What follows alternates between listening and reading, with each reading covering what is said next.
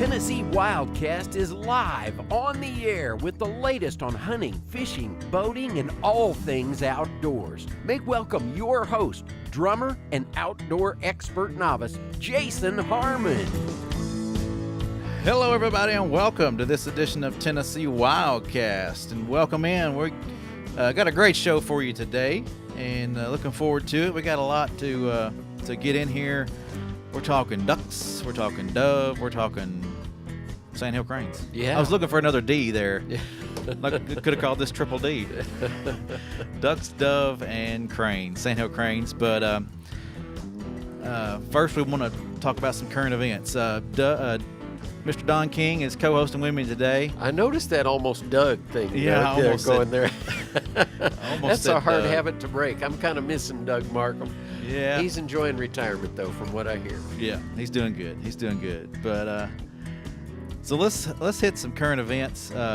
First, I want to mention the hunting guide. Doug. I said it again. Don's got the hunting guide right in front of him, and it's the work version. Yeah, if you're watching online, it's kind of dog-eared, and it's got notes pasted all over it and scratches and scrawls everywhere. But anyway, the cover, I'm really excited about this cover because we wanted to let folks know that we're including waterfowl regulations this year. The feds decided they could decide the framework earlier in the season setting, so we were able to get that information and include it all in one book. So anyway, we've got Annie on the front cover.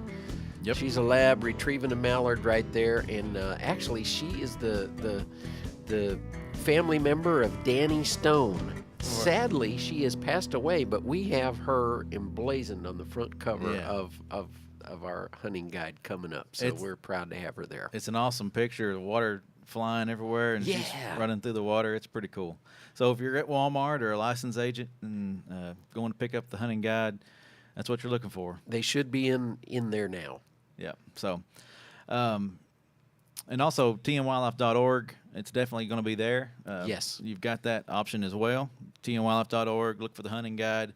And make sure you're current and ready to go for this next season for the hunting, trapping, waterfowl. That's right. Let me look at my notes here. We got a few things, current events. The elk raffle is still going on. Yes. Make sure if you want to participate in that to go to twrf.net. Yes, that's our foundation's website, and they're handling the majority of the tickets that are sold. You can also buy them if you're buying your license. You'll also have an opportunity there too with the GoOutdoorsTennessee.com. Okay, that's right. So either place you can do that, and the proceeds all go to a great cause, the elk program. Elk restoration, yes.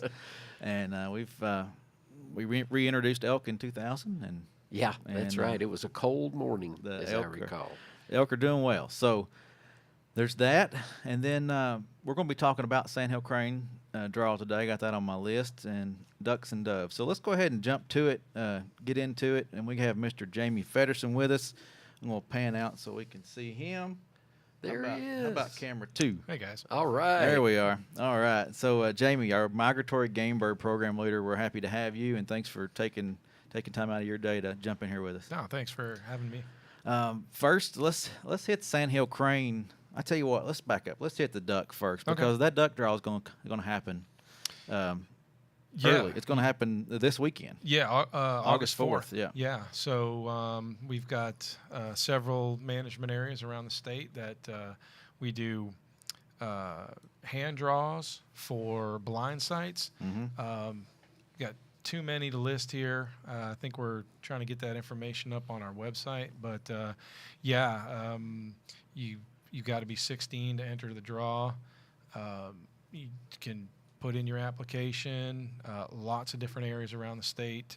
We've got some really good waterfowl areas. I know that the on-the-ground area manager's been doing a really bang-up job trying to get some real good habitat. And they guys out west have had some tough conditions. Rained a lot earlier in the growing season. So, right. But they're working through it, and they're getting some good vittles on the ground for the ducks. All right. So, awesome. But yeah, so August 4th, just check our website. We're going to try and get that information up as to where you should go for which area you'd like to get a blind for. Right. And the seasons and dates and all that stuff can be found in our new hunting guide. Yeah, if you want, I can rattle them off real Sure, quick. go ahead. But, we're looking at, for the regular duck season, we're looking at December. Well, we always, statewide, we always open up the weekend before Thanksgiving. So there's, Okay. It'll be open to November 24th and 25th, and then it'll close, but it'll open up again on December 1st and run through the last Sunday in January, which this year is the 27th, January 27th. Okay. So you got 60 good days of duck hunting. Awesome. All right. And on the hill, or I guess before that, you got the early wood duck and teal season. Yeah, we sure do. We got a good opportunity to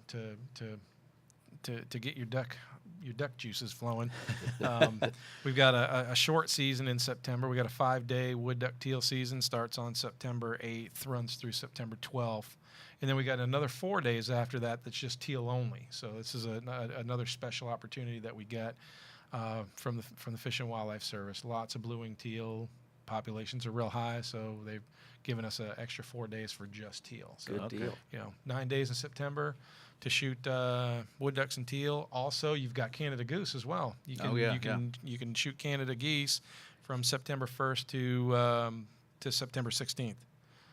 5 geese in your bag there. What was the bag on early duck?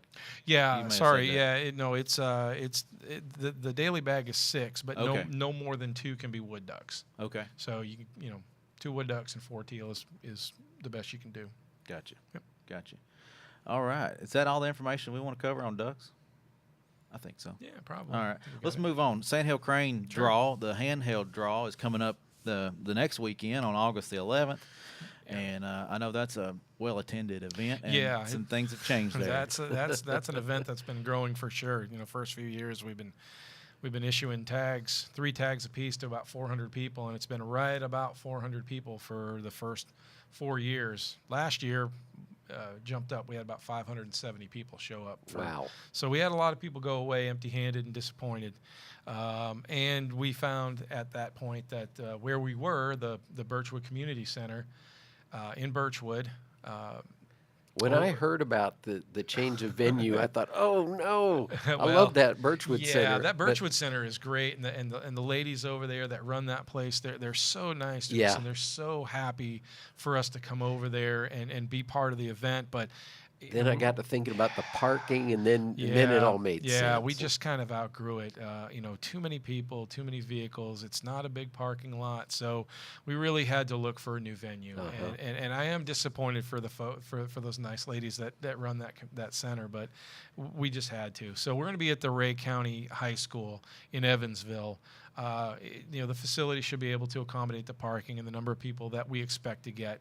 We had 570 people. Now, that's just 570 people that applied. Right. That doesn't count, the spouses and the kids Yeah. that come with them. And so, there's actually It's an event. Yeah, it is an event. It really is.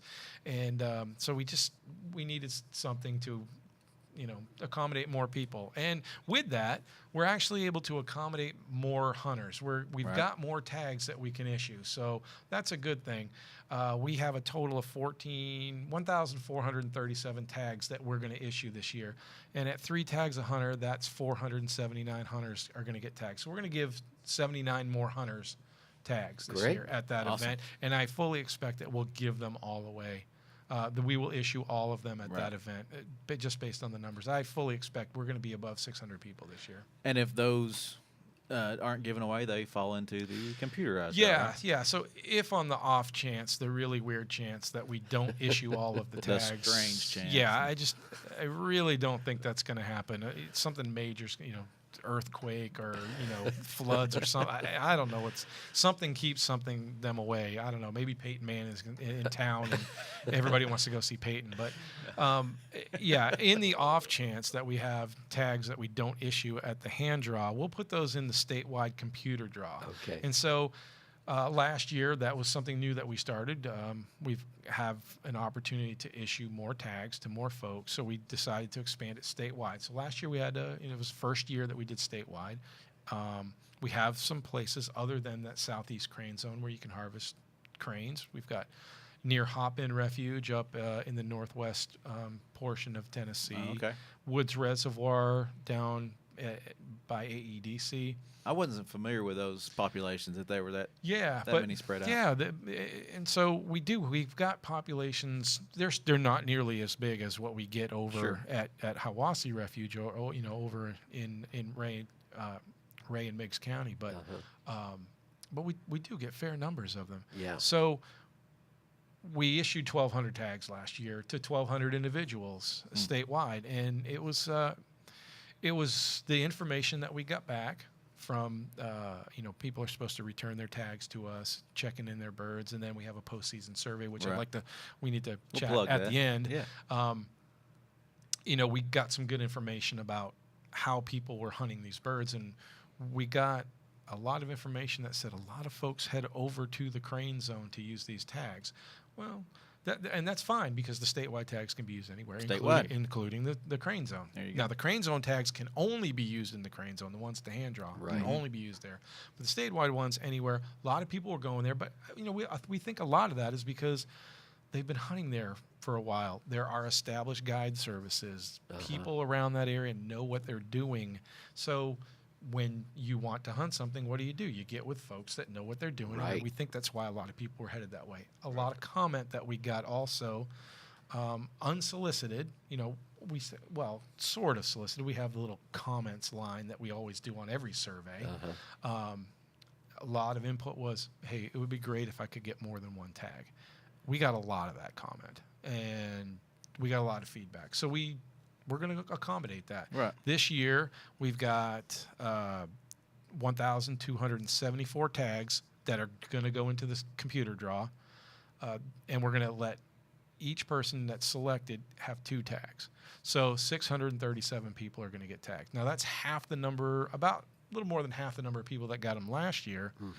But more opportunity. But, yeah, each individual is going to get the chance to harvest 2 birds. So, and I get it. You get a hunter that's over in Memphis, and if that person's going to drive, 3 or 4 hours over to, Ray County, or even up to Hop-In is a pretty good ride. It is. It's a good jump for them. That's a couple-hour drive. Yeah. So if they're going to go up towards, Hop-In Refuge up in Obion County, 2 birds. Yeah, is a little bit more worth their time. Yeah. I think worth the hop. It is. Well, I wasn't. I wasn't going to say it, but So yeah, it's not just a hop, a skip, and a jump. Well, all right, there we go.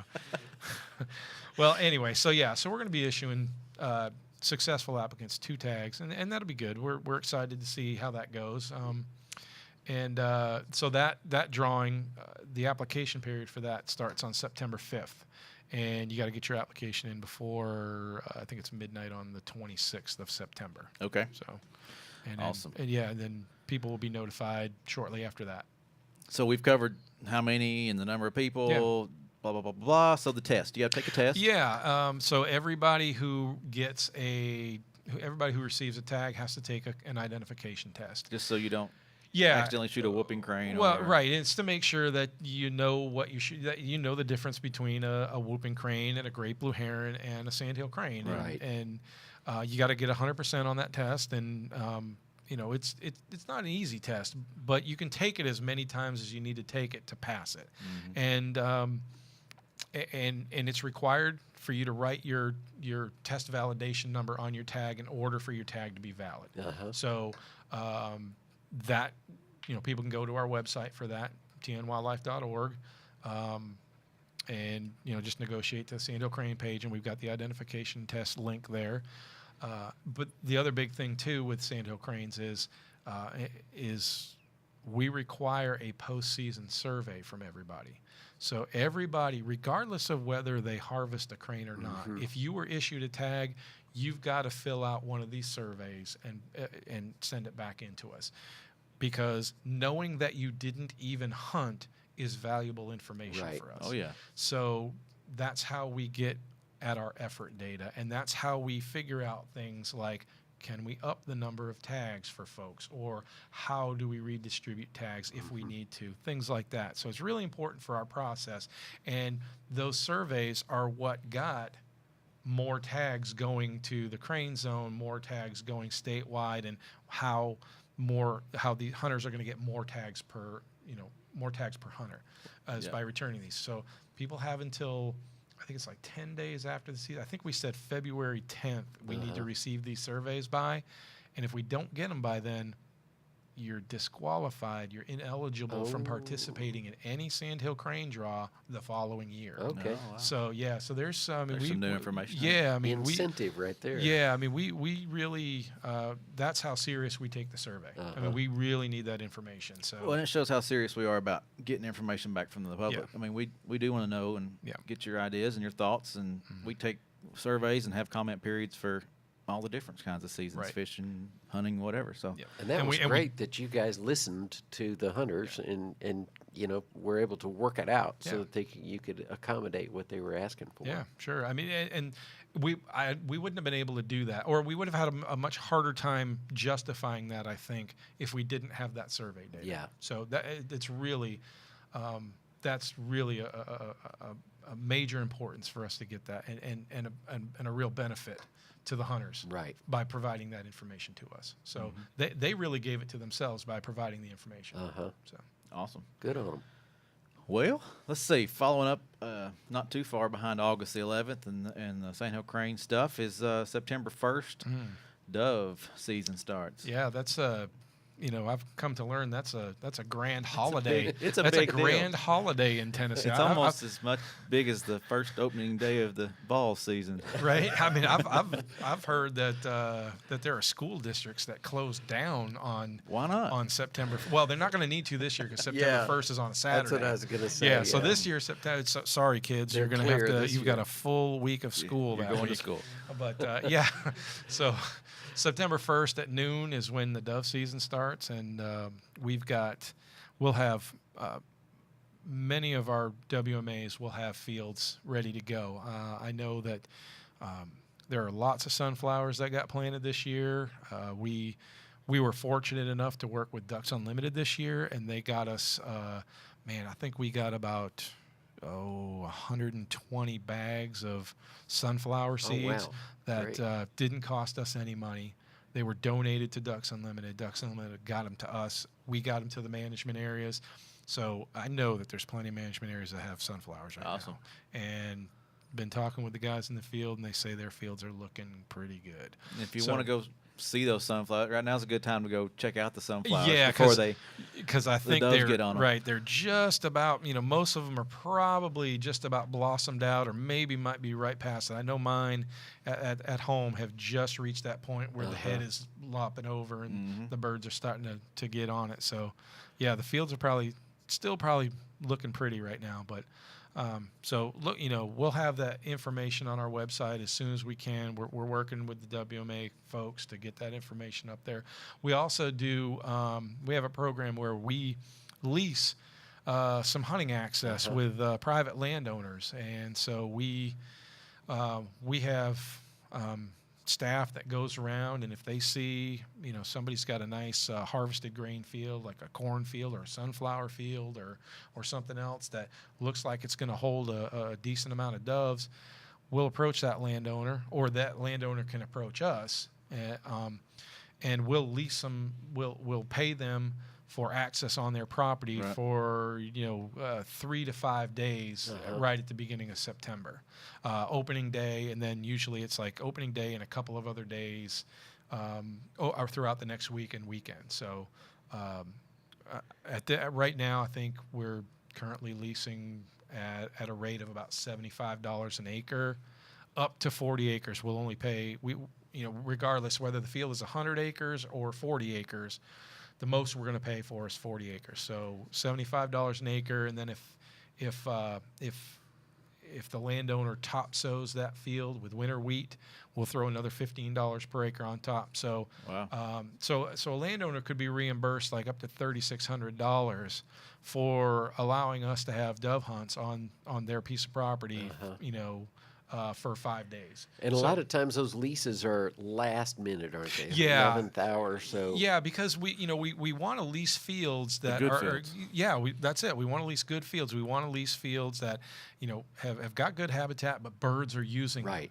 them. And so it doesn't do us any good to pay a bunch of money and there's no birds there. So yeah, a lot of times we're right at the 11th hour, making sure that there are birds on those fields before we execute those contracts. And because of that, we can't get the information onto our website, as quickly as we would probably really like to. I mean, ideally, it'd be great if we could have it all up there 10 days before the season starts. But really, what I tell people is check every day right up until the end, right up until the season starts, August 30th. Or do we go to 31st? January, February, March, April, May, June, July. 31st. So August 31st. There you go. And To learn that trick. and so, check up until August 31st because we might get a field in your backyard and you won't know it. And even the morning of opening day. Potentially, It's happened, yeah. yes. I mean, it's happened in the past, but we really don't like to do that. Yeah. But yeah, just keep on checking back on our website. We're updating it as quickly as we get those fields signed up. We get them onto the website. We'll have maps, and our GIS folks are always updating that interactive map, and so it is just a matter of check frequently because that is a moving target. Things are changing all the time with those leased fields. We get those GPS coordinates a lot of times, and that's how they find the fields, and got to make sure those are as tight as can be so people can make it to those those fields, and the hunters depend on these, a lot of them, and then the WMA fields, so they're important to the hunters. Yeah. And we appreciate the landowners, the farmers. Yeah, the nice thing too is our GIS folks do a really good job of keeping that stuff up to date. You could click on those WMA fields and it'll tell you like the type of crop that's there, how many acres, access points. I think you get that too with the leased fields, but again, it's 11th hour. You got to be checking constantly for it. But having that information, it is really cool to know that you're going to a field that's harvested corn with winter wheat sown over it or something like that. Just knowing what you're getting into. Sure. It's good. A lot of hunters like that. Mm-hmm. Yeah, and to plug the GIS folks one more time, they do a great job with just all the maps. Go to our website, tnwildlife.org. There's boat ramp, or fishing access, boat ramp access maps, WMA maps, and they're all interactive now, and it's pretty cool. You can find yourself on the map with your phone. Yeah, you can. It's pretty cool. I've done that a couple of times. You got lost? Yeah. Well, no, I wasn't lost. We won't say it was lost. No, I'm just messing with you. Yeah. Anything else going on upstairs in the wildlife world that we want to cover before we close out today? Oh, man, there's always a lot of stuff going on up there. I know that, James Kelly, our deer management program leader, he's been working hard on developing a strategic plan with this deer management team, and they're constantly, CWD working on response plans and working on, surveillance plans. He's got that going on. Roger Applegate, he's our small game and fur bear guy. He's been working with a quail team. They're developing a strategic plan for quail, and they've got some good quail focus areas and some good areas that are coming online and producing a lot more quail. And he and I have collaborated on a project that we're going to start probably. I think it's probably a little too soon to start this hunting season, but I think next hunting season we're going to start a small game fur bear and waterfowl hunter survey. So another survey, but that'll be next year. Maybe we'll talk about it more next year. Yeah. But he and I are working on that. A couple of cool things. So let me finish plugging the rest of the rest of the group. Joy Sweeney, our turkey program leader. Again, we've got lots of teams working on strategic plans, and she's been doing a good job working with her team and coming up with some long-range plans for turkey management. They've got a big research project. I know you guys talked with her a couple months ago about it. She's been on a couple times. Yeah, Brian Chandler's our forestry coordinator. He's got some, hired some new staff, and he's got some exciting things going on as well. one other cool thing, I kind of need to plug Ducks Unlimited a little bit. I've been working with those guys. We are working on a project that's gonna put some wells in at Eagle Lake Refuge over in Shelby County, and at John Tully WMA over in what county is that? It's over right on the Mississippi River, and I can't remember what county north it is. of Memphis there. Yeah, a little north of there. Yeah. Those Ducks Unlimited, they were able to come up with about $120,000. Wow. And just to sort of give you the short run of it, you guys know about Pittman Robertson money, Mm-hmm. but for the folks who aren't familiar with what Pittman Robertson money is, when you buy hunting equipment and bullets and guns and things like that, there's a part of what you pay is a tax, an excise tax that goes to the Fish and Wildlife Service, and it goes into a sport restoration fund, and that money comes back to the state wildlife agencies in a proportion that the state Based on licenses well, or number of hunters. Well, it's based on the number of hunters, but also the amount of excise tax that's generated from your state on those products. Plays into that too. Yes. So we get, millions of dollars off of this excise tax that our agency is eligible to use. In order to use it, you've got to match it with non-federal money. So state license dollars, private donations from like organizations like Ducks Unlimited. So they got us $120,000. We can match it 3-to-1. Wow. So we've got close to a $500,000 project that we're putting wells on these properties to make sure that these wetland areas have water on them when the ducks arrive, and this is a good thing. And so I think it's sort of a long-term project that I'm working on with Ducks Unlimited to do more of these projects in the state. So something I'm really excited about. Ducks Unlimited is excited about it, and we're moving forward with some good projects. Good deal. Thanks, Ducks Unlimited. Yeah. And thank you. And for thanks, being here. Thanks to the hunters who buy licenses and bullets and guns and all kinds of equipment, because that money comes back to us and we use it for wildlife restoration. Without the sportsmen, we couldn't do what we do. That's true. For sure. Well, that about wraps it up for today. Don't forget, August the 11th is your Sandhill Crane hand draw, and August 4th is the duck draw, and dove season September 1st. I think that covers about everything for the most part. But thanks for tuning in, and thank you guys for helping me do the show today. You betcha. No problem. And we will see y'all next time on Tennessee WildCast. Thanks for tuning in. Stay connected with TWRA by visiting our website at tnwildlife.org and follow us on Facebook, Twitter, and Instagram. Hey, it's all about Tennessee wildlife. It's what we do. Tennessee WildCast will be on the air again next week. We'll see you then.